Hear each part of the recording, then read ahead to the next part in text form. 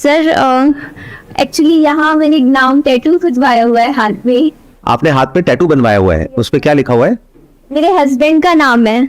उनकी डेथ हो गई थी, 3 साल हो जाएंगे उनको गुजरे। तो जब उनकी डेथ हुई तो मेरा बेटा 45 दिन का था और ससुराल वालों ने मनहूस कह के घर से निकाल दिया था, कह के कि पाँव शुभ नहीं है। तो वो एक पॉइंट था जब मेरे पास पैसे भी नहीं थे, 1 रुपया भी नहीं था, ना कहीं से कोई सपोर्ट भी नहीं था। और एक रात ऐसी थी जब मैं मेड की नौकरी देख रही थी खुद के लिए कि शायद बच्चे को साथ रख के यही नौकरी कर पाऊँ। वैसे मैंने बीटेक किया हुआ है, तो 2 साल मैंने काम किया, मेहनत करी और आज मेरे पास खुद के 2 फ्लैट्स हैं जो मैंने खुद अपने दम पर अपने पैसों से खरीदे हैं। लेकिन वो जो डर है वो अभी भी नहीं निकलता दिमाग से। वो जो एक डर है कि जब वो जो रात थी जो मैंने वो निकाली थी, जब मेरे पास रहने का ठिकाना नहीं था, पैसे नहीं थे, एक छोटा सा बच्चा था, जब सबने हाथ खड़े कर दिए थे कि जाओ, तो वो जो डर है ना मुझे रात को सोने नहीं देता। मतलब मेरा बेटा है, कल को अभी वो बीमार चल रहा है थोड़ा, तो अगर मैं ना कर पाई तो, क्योंकि अगर कभी फाइनेंशियल बैक पे थोड़ा सा डर लगता है कि क्योंकि कहीं सपोर्ट नहीं है, कहीं कल को कोई एकदम से बीमारी आ गई, मुझे अकेले सब कुछ हैंडल करना है। उस डर की वजह से मैंने 2 घर खरीद लिए 2 साल में। सिर्फ ये डर था मेरे मन में कि मुझे घर से बोल दिया था कि जाओ, यहाँ नहीं रहना। तो वो जो डर अंदर से है ना वो अभी भी नहीं जाता। मन में दिमाग में बार बार ना ऐसा होता है कि नहीं इस साल एक और घर खरीदना है, इस साल एक और प्लॉट लेना है, नहीं कुछ करना है। तो वो चीज मुझे शांत बैठने नहीं देती है और मन में ही रहता है कि 24 घंटे को ना 48 घंटे बनाना है, मतलब कुछ करना है। आपका ये जो डर है ना, इसको ब्रेक डाउन करते हैं। Yes sir. क्या ये डर आपका इमेजिनरी है या रियलिटी पे बेस्ड है? रियलिटी पर बेस से। रियलिटी क्या है? जो मेरी करंट सिचुएशन रही है, जो मैंने चीजें पास्ट एक्सपीरियंस। नहीं, वो तो पास्ट में थी, बट आज तो आप कह रहे हैं कि आपकी सिचुएशन अच्छी है, तभी आपने 2 घर खरीदे ना? Yes sir. आप अभी भी अकेले ही अपने बच्चे का टेक केयर कर रहे हैं? Yes sir. You are independently handling everything? Yes sir. तो देखो, डर 2 तरीके का होता है, एक होता है इमेजिनरी, एक होता है रियलिटी पे बेस्ड। तो आपका डर एक स्टैंड पॉइंट से इमेजिनरी है, यानी कि पास्ट में ऐसा हुआ, अब दोबारा से ऐसा हो गया तो क्या होगा। तो दोबारा से ऐसा नहीं हो सकता प्रैक्टिकली, क्योंकि ये जो आपके 2 घर हैं वो आपके अपने नाम पे हैं। तो आपके नाम पे जो घर है उससे आपको कोई बाहर नहीं निकाल सकता। That is one. अब आपके अंदर ये डर आ रहा है कि अगर कल को मेरे बेटे को कोई हेल्थ से रिलेटेड इश्यू हो गया, जो आप कह रहे हैं कि अभी थोड़ा बहुत हेल्थ में प्रॉब्लम चल भी रही है, तो आपको क्या करना है कि अपने बेटे की और अपनी जितनी जल्दी हो सके उतनी जल्दी हेल्थ इंश्योरेंस करानी है। क्योंकि अब आप वेल सेटल्ड हैं, तो तीसरे घर के बारे में मत सोचिए, क्योंकि इसका कोई एंड नहीं है।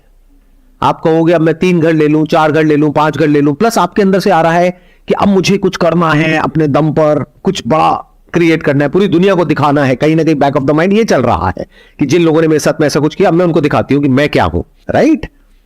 तो अगर मैं आपकी जगह होऊंगा, मैं क्या करूंगा? सबसे पहले तो अपनी और अपने बेटे की हेल्थ इंश्योरेंस कराऊंगा, अच्छे अमाउंट की, छोटे मोटे अमाउंट की नहीं, ताकि ये डर जड़ से खत्म हो जाए।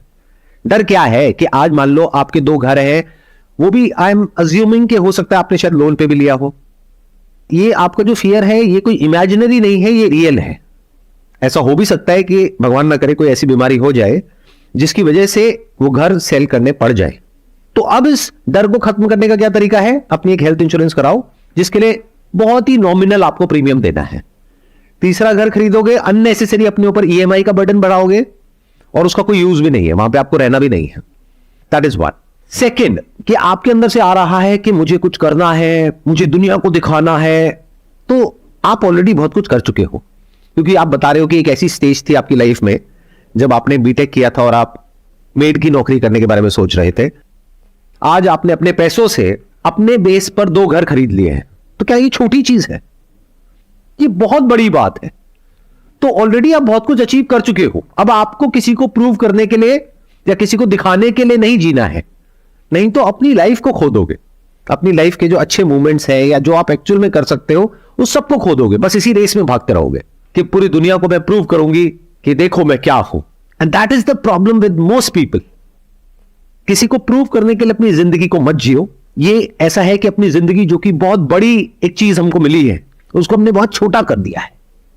ऐसे लोग जो हमारी केयर भी नहीं करते, उनको हम कुछ प्रूव करना चाहते हैं। अरे उनको छोड़ दो, वो पास थे, उनको छोड़ दो, उनको भूल जाओ, आगे बढ़ो लाइफ में। बहुत कुछ है जो आप कर सकते हो, उसको देखो कि आप क्या कर सकते हो। Not for money, not for third house, but for creating a better world for you and for your son. तो हो सकता है आपकी जो पूरी की पूरी अप्रोच है वो ही बदल जाएगी, तब आपके सोचने का तरीका बिल्कुल बदल जाएगा. I hope that answers your question. Yes sir. Sir एक मैं जो वीडो के लिए जो स्टिग्मा बनाया हुआ है उसके बारे में अगर आप थोड़ा बोलें तो अच्छा लगेगा. ऐसी सिर्फ एक मेंटालिटी नहीं है, कास्ट सिस्टम को लेकर के है, Yes, sir. विडोज को लेकर के है, डिवोर्स को लेकर के है, सर ऐसे बहुत सारे इश्यूज हैं जिसको लेकर के अभी भी लोगों की जो सोच है वो बहुत ही कंजर्वेटिव है. कंजर्वेटिव है. तो मेरे कहने से या किसी के कहने से या किसी के करने से तो वो बदलने वाले हैं नहीं. ऐसे जो लोग होते हैं जिनकी इस तरह की सोच होती है, उनका जो माइंड होता है ना वो बंद होता है पूरी तरीके से. उनको ना तो किसी की बात समझ आती है, बस जो पुराना जो चला आ रहा है बस वही समझ आता है और वो वही घूमते रहते हैं. वो बिल्कुल ऐसा है कि एक पेड़ है जो बिल्कुल ही रिजिड हुआ पड़ा है, तो वक्त के साथ साथ ऐसे जो पेड़ होंगे वो सब कट जाएंगे. किसी को भी ऐसे माँ बाप नहीं चाहिए जिनकी सोच बहुत ही कंजर्वेटिव हो, या ऐसे रिलेटिव्स नहीं चाहिए, ऐसे लोग नहीं चाहिए. तो जब यंग जनरेशन को ऐसे लोग चाहिए ही नहीं तो लोगों का होगा क्या, सोचो. तो वो लोग इसलिए नहीं बदलेंगे क्योंकि उसमें आपका फायदा है, वो इसलिए बदलेंगे या उनको इसलिए बदलना पड़ेगा क्योंकि उसमें उनका फायदा है. आज की डेट में भी बड़े बड़े शहरों में, मैं गांव की तो बात ही नहीं कर रहा, कि जब पता लगता है, वैसे तो इलीगल है कि आप पता नहीं कर सकते अल्ट्रासाउंड में कि लड़का है लड़की है, लेकिन आज भी ये हो रहा है कि जहां पे पता किया जाता है कि पेट में लड़का है लड़की है तो गिरा दो. Yes sir. इसमें हाथ किसका है? क्या सिर्फ उन लोगों का है, सिर्फ मेल्स का है, या फीमेल्स का भी है? फीमेल्स का. कि जो लड़के की माँ है तो एक फीमेल आ गई, यस सर. वो लड़की खुद है तो एक फीमेल एक और आ गई, यस सर. तो दोनों फीमेल्स ने मिल करके उस बच्ची को मारा. Yes sir. स्टैंड लेना चाहिए था खुद के लिए. तो उनको स्टैंड लेना चाहिए ना, तो वो स्टैंड क्यों नहीं लेते हैं? नहीं ले रहे. सोचो, लगाओ दिमाग. फीमेल नहीं चाहती है, कई फीमेल्स होती हैं जो नहीं गिराना चाहती, जो स्टैंड लेना चाहते हैं, बट कहीं ना कहीं वो जो एक डर, एक जो सोसाइटी, जो फैमिली, जो हस्बैंड, वो हमेशा उसे क्या करता है, डोमिनेट करता है. तुम नहीं करोगी तो मैं ये कर दूंगा, तुम ये नहीं करोगी तो मैं ये कर दूंगा. फीमेल्स को, मुझे आज भी, मैं यही क्वेश्चन अभी पुट ऑन करने वाली थी कि फीमेल्स को आज भी कहीं ना कहीं इतना डोमिनेट कर दिया जाता है कि तुम कुछ नहीं हो. सर्कमस्टेंसेस ऐसी बना दी जाती है उसके सामने, तब उसे ये करना पड़ता है. This is not a valid point. ये बिल्कुल ऐसा है कि मैं अगर आपके लिए एक ऐसे सर्कमस्टेंसेस बना दूं कि आपको मर्डर करना पड़ेगा, अगर आप नहीं करोगे तो आपको इस घर से निकाल देंगे, कर दोगे मर्डर. आज की डेट में जो लॉज हैं इंडिया में वो इतने स्ट्रांग हो गए हैं जिसकी कोई हद नहीं है विमेन के स्टैंड पॉइंट से. तो बहुत सारी विमेन इसका मिसयूज भी कर रही हैं कि अगर एक आदमी ने कुछ गलत नहीं भी किया है, लेकिन अगर विमेन चाहे तो उसकी और उसकी पूरी फैमिली की धज्जियां उड़ा सकती है एक सेकंड के अंदर अंदर. लीगली इतना स्ट्रांग है जो लॉ है. कितने मेरी इस बात से एग्री कर रहे हैं? सब एग्री कर रहे हैं. अब वो टाइम गया कि आप अपनी बीवी को मारते रहोगे, पीटते रहोगे और वो चुपचाप बैठी बैठी ये बोलती रहेगी कि नहीं, ये तो मेरे पति हैं, परमेश्वर है, मैं इनके चरणों की दासी हूं. मेरे को नहीं लगता कि वो टाइम है, बल्कि इसका उल्टा भी हो सकता है. अब जो पावर डायनामिक्स है जो पहले वन साइडेड थी, अब वो वन साइडेड नहीं है. विमेन के पास में पावर कम नहीं है, बहुत पावर है. बल्कि ये भी कहना गलत नहीं होगा, मेन से ज्यादा पावर है. अगर कोई आदमी चला जाए कि मेरे साथ में कुछ गलत हो रहा है घर में, मेरी बीवी मुझे मार रही है, तो जैसे आप अभी हंस रहे हो ऐसे पुलिस वाले हंसेंगे, चल भाग यहां से. और अगर एक विमेन चली जाए वहां पर तो सीधा उसको पकड़ के लाएंगे और उठा करके फैमिली समेत और लॉकअप में डालेंगे, फिर बात करेंगे, बता बेटा क्या हुआ है. कहने का मतलब है कि अब ये जो बातें हैं वो इतनी रेलेवेंट नहीं है. एटलीस्ट ऐसी जगहों पे जहां पे अवेयरनेस है, जहां पर एजुकेशन है, जहां पर लोगों को इसके बारे में पता है. सर मैंने ना एक चीज देखी, अभी इन्होंने बोला ना कि मतलब मेल्स ही मतलब इस बारे में बोला करते हैं कि इस बच्चे को गिरा दो, इस तरीके की बातें मतलब मेल्स ही बोलते हैं. बट मेरा एक्सपीरियंस ये कहता है कि ज्यादातर वुमेन्स ही वुमेन्स के लिए ये चीजें बोलती हैं, तो फीमेल ही फीमेल को परेशान करती है. मेल्स का ऐसा नहीं, मतलब ससुर नहीं करते, सास ही परेशान करते. रियलिटी है.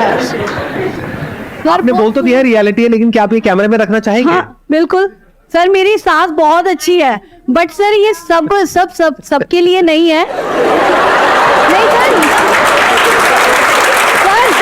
मेरे हस्बैंड आए हैं. सर मेरी सास बहुत अच्छी है, लेकिन और सबकी सास बुरी है. नहीं बढ़िया. सास का ही नहीं नहीं है, मैं एक चीज बोल रही हूँ कि हाँ। ये फीमेल ही क्रिएट ज्यादा करती हैं। तो आप मेरी इस बात से एग्री करते हैं जो बात मैं बिल्कुल, कह रहा हूं? बिल्कुल सर। कि अब जो सिनेरियो है वो चेंज हो रहा है। मैं ये नहीं कहूंगा पूरी तरह से चेंज हो गया है, लेकिन बहुत तेजी से बदल रहा है।